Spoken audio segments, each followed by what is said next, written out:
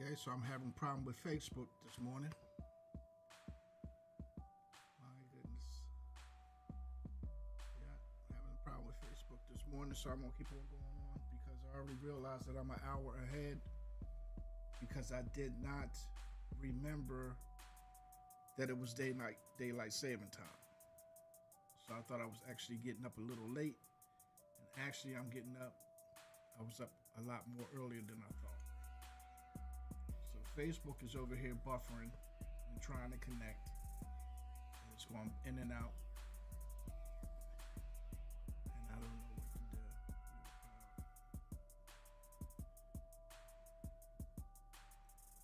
So, okay. So we're just going to keep on going.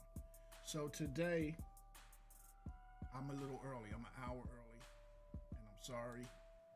I really have to get better, but I'm trying. So welcome to Exodus 19, a nation married to Yah, with your host, Richard Massey. And I pray that you guys are having a blessed day. And I pray also that whatever you and your family are going through, that Yah gives you the strength to go through it. Today I'm going to be reading from Genesis 3. From Genesis 3. And the title is going to be Man, Oh Man. Man, oh man. So go get your Bibles and let's read together. And while you do that, I'll read my declaration, because my declaration is to open the eyes to those that have an ear to hear what the Spirit is saying to the assembly, to set the captives free and to heal the sick and to draw us closer to Elohim, and to show you the connection between the law and the New Testament every chance that I get, but always with kindness and respect.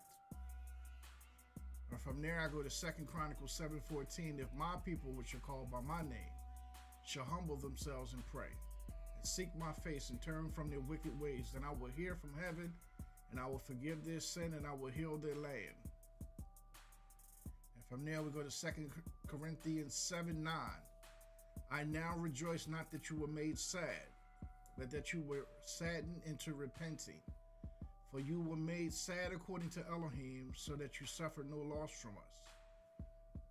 For the sadness according to Elohim works repentance to deliverance, not to be regretted, but the sadness of the world works death.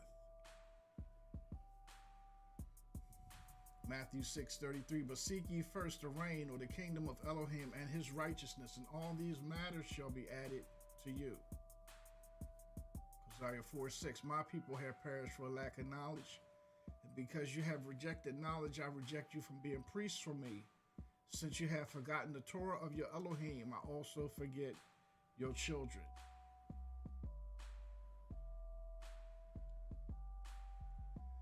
Father, I thank you for this morning. I thank you that I'm walking by faith and not by sight. I thank you that no weapons formed against me shall prosper. I thank you that I'm the head and not the tail. I'm above and not beneath. I thank you for all your grace and your mercy that you have shown to me this day. I thank you for waking me up again this morning and giving me another chance to get it right with your long suffering. I thank you for my wife and for my kids. I thank you for my brothers and my siblings and my sister-in-law and my nephews and my cousins and my uncles. I thank you for all my family. I thank you for my friends. I thank you for the neighborhood and the community. I thank you for everything that you've done in my life. I thank you for healing in the name of Yeshua HaMashiach. If somebody's eyes are well today, and somebody's heart is working today, somebody's mental health is bettering by the second, somebody's back problems is being relieved this morning, somebody's knee and leg and liver and kidney is healed in the name of Yeshua HaMashiach. I thank you for the manifestation of who you are in my life. I give you praise and honor in everything that you do.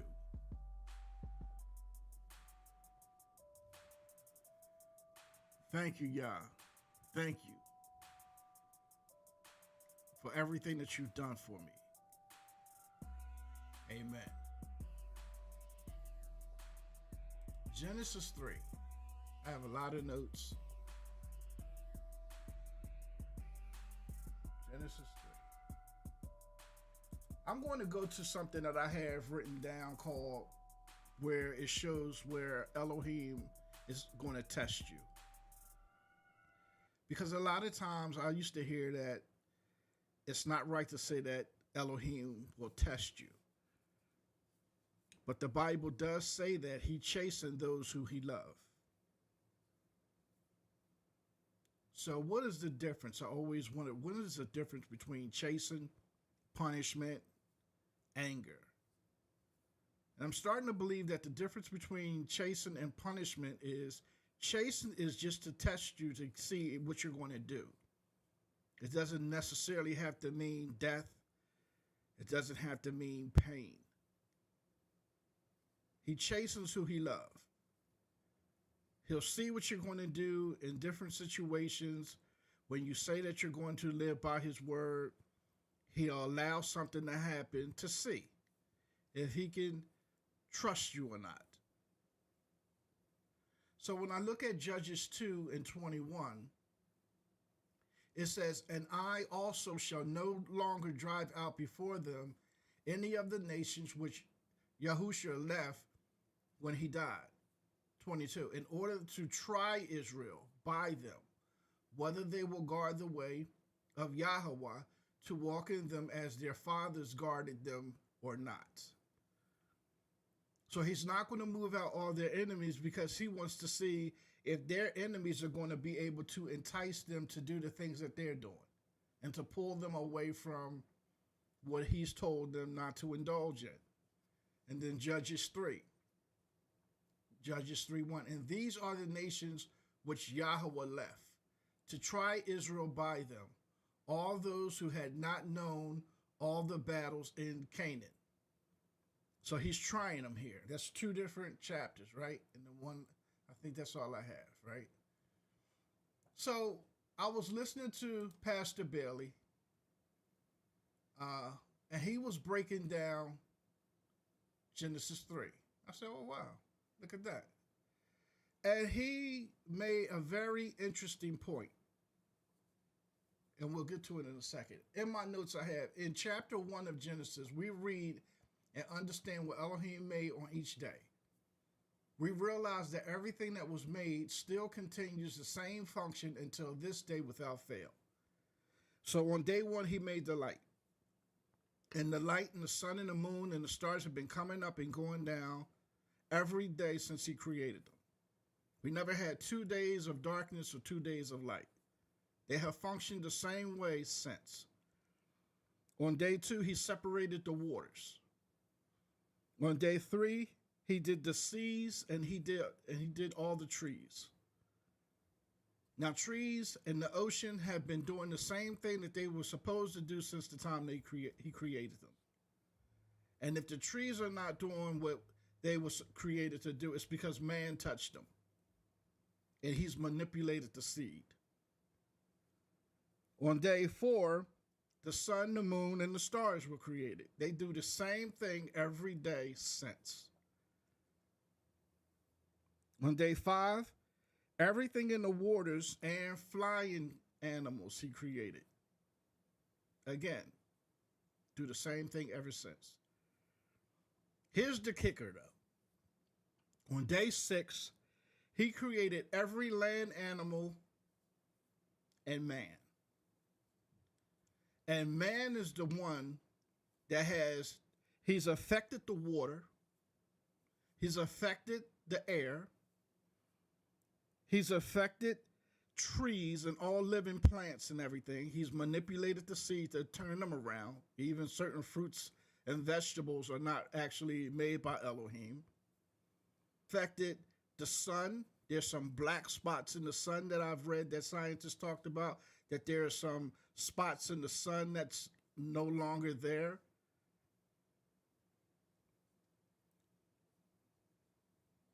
He's affected water animals. He's affected flying animals. He's manipulated and mixed their seeds to make different animals up. Even our dogs are no longer pure. Some of them is mixed with different breeds.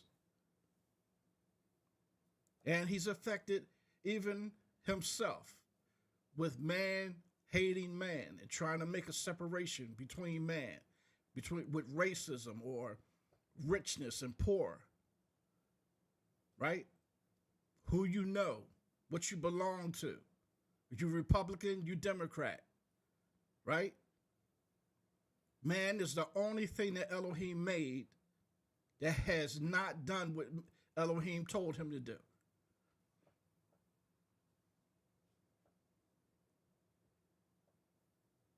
Genesis 3:1. And the serpent was more crafty than any beast of the field which Yahweh Elohim had made. And he said to the woman, is it true that Elohim has said, do not eat of every tree of the garden? And the pastor made up a good point. He was like, number one, why did the serpent need to be crafty? Right? And number two, why did Elohim make a crafty serpent? Why did the serpent need to be smart? And I've read this 1,000 times, and I never thought about it. Why is it that Elohim gave the serpent a wisdom for the type of life that he lived? Was Adam and Eve being tested? After telling them and explaining to them what he explained to them, were they being tested? He told them not to touch the tree. Right? Genesis 3:2. And the woman said to the serpent, we are to eat of the fruit of the trees of the garden. 3. But of the fruit of the tree which is in the midst of the garden, Elohim has said, do not eat of it. That's all he said. He never said nothing about touching it, but he did say that if you eat of it, you're going to die. And I have in my notes, when Satan tells Eve the benefits of eating the fruit, Eve is now if the opportunity is worth the chance. Satan's job is to misrepresent Yah's word to them. That's what his job was. Because in Genesis 2:17, he did tell them that if they ate from the tree, that they would die. Satan comes along and he challenges them on that matter, despite the fact that they heard it. Remember, we said we got two people living inside of us. And the flesh of both of them decided to partake in what Satan presented to them, even though they were told not to. Genesis 3:4, and the serpent said to the woman, you shall certainly not die. But Elohim said you would, right? And I have in my notes, we are always fascinated about having information and knowledge that no one else has access to, like Masons, secret societies, fraternities, sororities, Illuminatis, etc. But have you ever realized that having these things are what separates the rich from the poor, the penthouse from the ghetto, or being the head and not the tail, and being above and not beneath, being a blessing and not a curse, right? In order to get this information, you have to join something and pay a fee, right? This is why I believe that businesses and politicians go hand in hand. They are a part of a group of people that will always work together to give you a hope and a dream that will never come to pass. Always making you to believe that one day things will get better for you, and because of the hope, it trickles down to others to making a living. Because they make you think that one day it's going to get better, despite what Elohim says, because we don't follow the law, that it's not going to get better. They make you feel as though it's going to get better, always making you to believe that one day things will get better for you, and because of the hope, it trickles down to others to make a living. And I say churches are involved. When they're telling you that you have to pay tithes, I think it does a couple things. It makes a person pay tithes out of necessity when the Bible clearly says that you shall not give out of necessity. Right? I think that pastors talk about tithes for their own monetary benefit. Now, to give an offering is one thing. If something I want to give, depending on how much I want to give, that's another thing, depending on when I want to give. But to say that somebody is supposed to give 10% of their wages every time they get paid, I don't think that's right. And another thing that I think it does to the ministry is it makes it to where the pastor can't preach on certain things because he don't want to lose his tithes. He don't want to lose that family or that person that gives. So he has to be muzzled and give sermons that tickle the ears. So I think churches is included in this because I don't think that they're living by what the word of Elohim says. And then you got car dealerships. You go get a car, it's overpriced. They got hidden fees in there. And you pay almost 2-3 times what you see on the sticker. Because they have to make money, and they're allowed to make money because the people at the top, get a piece of that. And it makes you feel like you're a part of a club because you're participating in stealing from the public. Mortgage brokers, same thing with a house. Overpriced. By the time 15 to 30 years you're done paying for the house, you done paid 4 or 5 times over the price that you agreed to. But because they're allowed to make money, they do. Right? Even with taxes after you bought the house. Now every year after that, you have to still pay for the same house that you already paid for. You have to pay taxes on it. And God forbid you die and somebody else buy that same brick and mortar. Now they're finding money to put down to start it all over again. That house was never paid. Repairmen, whether it's for car repair, house repair, plumbers, electricians, roofers. I think electricians get paid just to come to your house.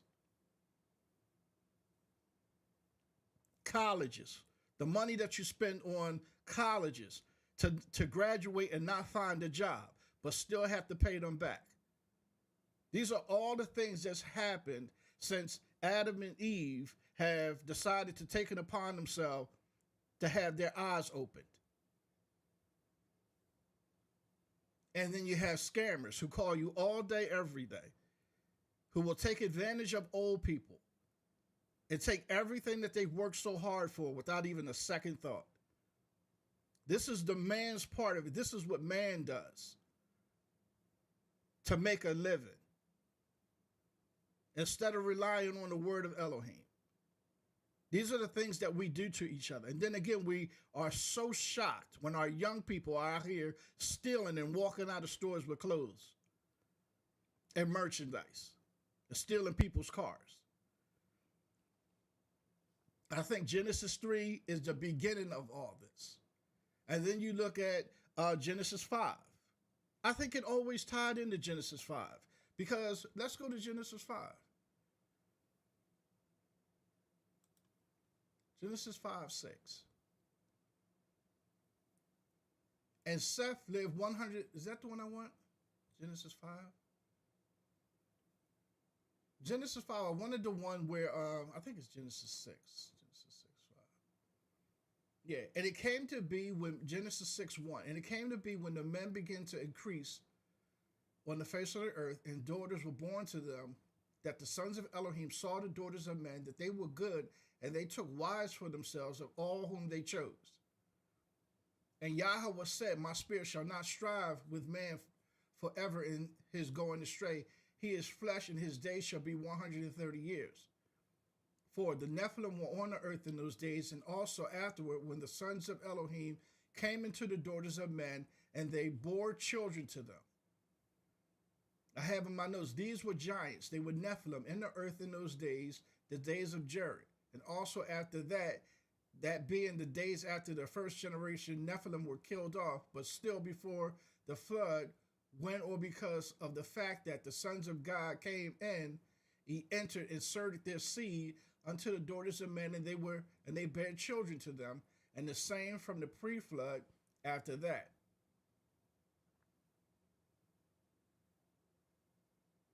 And they give you all the list of all the angels that participated. And Jasher in the book of Jubilees further explain all that, right? But then what they do, they taught men how to make weapons and the secrets that Elohim, again, was not ready to share with man. They taught man how to do certain things of evil. And in Genesis 3:1, we see Satan.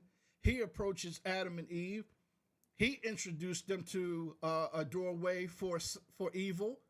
And now you see in Genesis 6, angels decide to come amongst men and then teach them things that they wasn't supposed to teach them, which takes us to Matthew 14. Because Satan has the same tactic over and over. Right? Matthew 4:1. Then Yahweh was led up by the Spirit into the wilderness to be tried by the devil. And after having been fasted 40 days and 40 nights, he was hungry. Isn't this a form of test? Elohim again is testing Yahshua to see if he, I'm not saying he's testing him, but this is like a challenge, right? Matthew 4:3, and the trier came and said to him, if you are the son of Elohim, command these stones to become bread. But he answered and said, it has been written. And where did this come from? Deuteronomy 8:3. He says, man shall not live by bread alone, but by every word that comes out of the mouth of Yahweh. That's how men live. So obedience, right? Yahshua is being tested by the devil, and Elohim wants to see if he can overcome him with his word. That's what Adam and Eve was supposed to do. They were supposed to overcome Satan with his word. No, we are not supposed to touch it. We have everything we need in this garden, and we're good. Bye. Same thing with the daughters of men. They were not supposed to be allowing the angels to do what they did. Now, whether they actually had the physical power, I would think they would. I would think that Elohim's word is strong enough to make an angel flee. But I think they wanted it.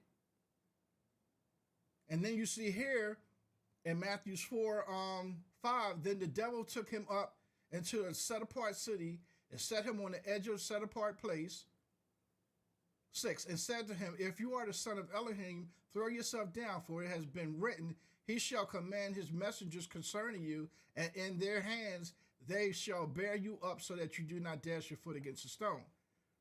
7, Yahshua said to him, it has also been written, you shall not try Yahweh your Elohim. He's given him his father's word, which is what we should be doing. But now when we join these sororities and we join these Masons and we join these fraternities and sororities, we want to be in them because of what they offer us, so that we can be different from everybody else. We can have the knowledge.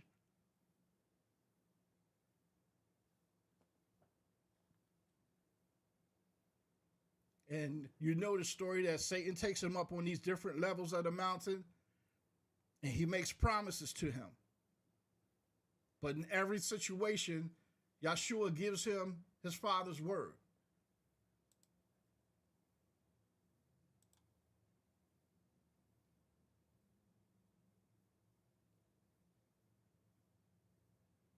Genesis 3:5. For Elohim knows that in the day that you eat of it, your eyes shall be open, and you shall be like Elohim, knowing good and evil.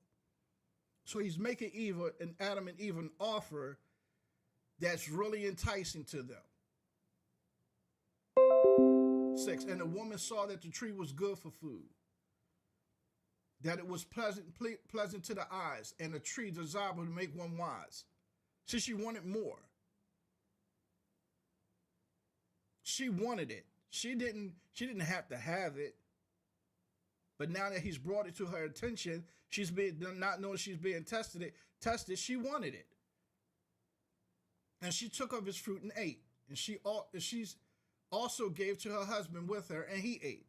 Now, this is what we talked about yesterday when we talk about ride or die, husband and wife supposed to, whether they're supposed to back each other up or be ride or dies or not. If Elohim is standing before me and my wife, and he's saying, this is what I want you to do, and this is what I want you to abstain from, and he leaves, and the situation arises to where now we have to do exactly what he told us not to do. If one of us is encouraged to go against his word, one of us should be encouraged, word of Elohim, because you're married. Somebody has to stand their ground and be obedient. 7. Then the eyes of both of them were open, and they knew that they were naked, and they sewed fig leaves together and made loin coverings for themselves. So I have in my note, they are one and they are operating as one when they did that, right? 8. And they heard the sound of Yahweh Elohim walking about in the garden in the cool of the day, and Adam and his wife hid themselves from the presence of Yahweh Elohim among the trees in the garden. So they both ate, they both hid, they both heard the sound of Yahweh walking in the garden in the coolness of the day, and Adam and his wife hid themselves from the presence of Yahweh Elohim among the trees of the garden. So they both agreed to do the same thing all the way up to this point. Now, and Yahweh Elohim called unto Adam and said to him, where are you? 10. And he said, I heard your voice in the garden, and I was afraid because I was naked, so I hid myself. But we hid ourselves. Made you know that you were naked. Have you eaten of the tree of which I commanded you that you should not eat? Did y'all both do that, even though I told y'all not to do it? Who are you listening to? 12. And the man said, the woman whom you gave to be with me, she gave me of the tree, and I ate. So now, this is where now they're separating themselves. Before they were a team. Now he's blaming her. The woman you gave me, the gift that you gave me, that I should be appreciative of. This is the one that tricked me. 13, and Yahweh Elohim said to the woman, what is this you have done? And the woman said, the serpent deceived me, and I ate. Despite what you told us, the serpent deceived me, and I ate.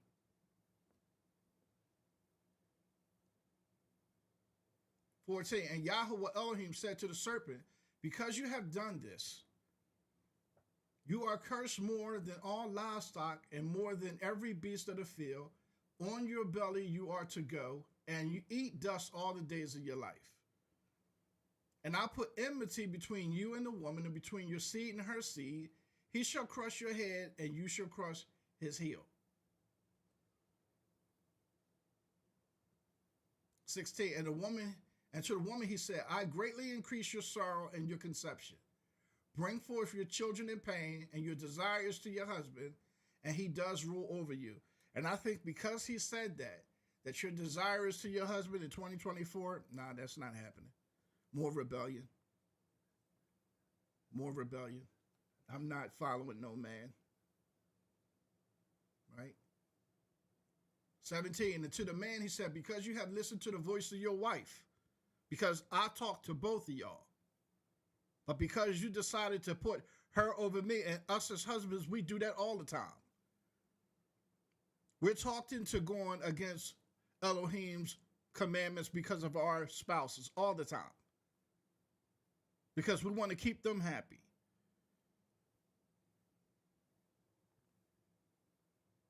He says, because you have listened to your wife and have eaten of the tree of which I commanded you, saying, do not eat of it, curses the ground because of you.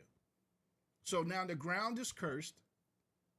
So now you go back up to square one and you have all these different groups trying to make it better for you by having you do rituals and pay fees and offer you a better way of life. And now it trickles down to other companies that now take advantage of you because now they're trying to make it. All because we decided to go against the word of Elohim. To where now we have to hurt each other and do bad things to each other. Because we want it to be a separation between the rich and the poor. Or black and white. But we don't see this today. Right? That Satan is setting us up to make us think that one race is better than another race. That the poor people are better, that the rich people are better than poor people. That different nations are better than different nations. But we all get sick. We can all lose an eye. We can all suffer from mental illness. We can all lose a child. We can all suffer a major loss. But when things are good, Satan allows and makes us to think that we're better than the other.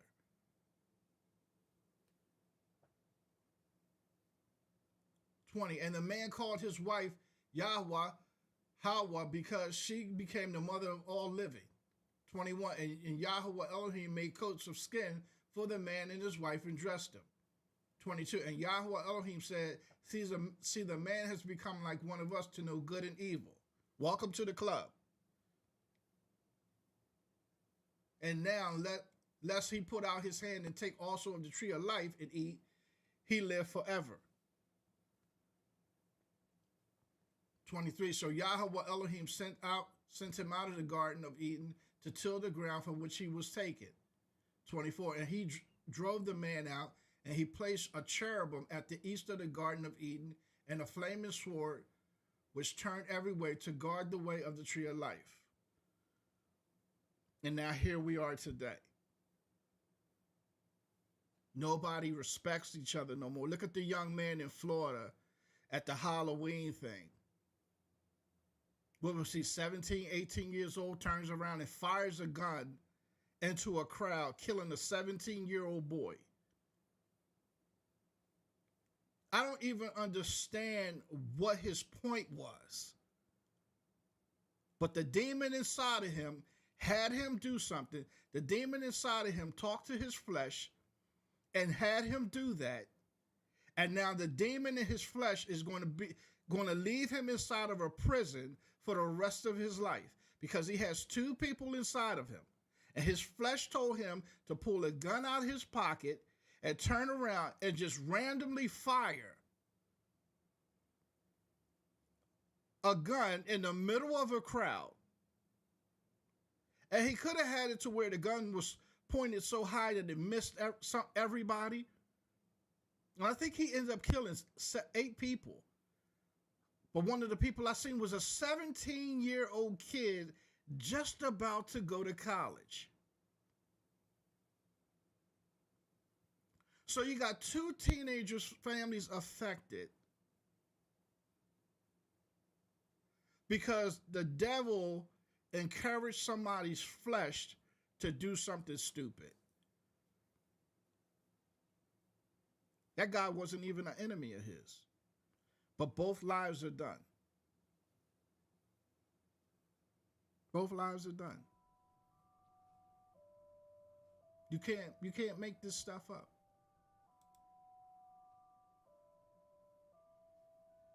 So today I'm just live on YouTube because Facebook felt some kind of way and it didn't want to cooperate this morning. So don't forget to like my page and to share my page where it applies. And how you can find me is at 19_Exodus. So don't forget to hit the notification and subscribe button. Please give me a thumbs up or a thumbs down if you like what you're hearing or not. Give me a comment. Let's give a round of applause to Elohim and Yahshua.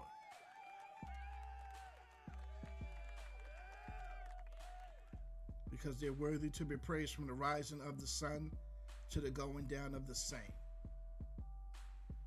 And a special shout out to Mr. Richard Turner for my background music. I appreciate everything that you've done for me. And with that being said, shalom.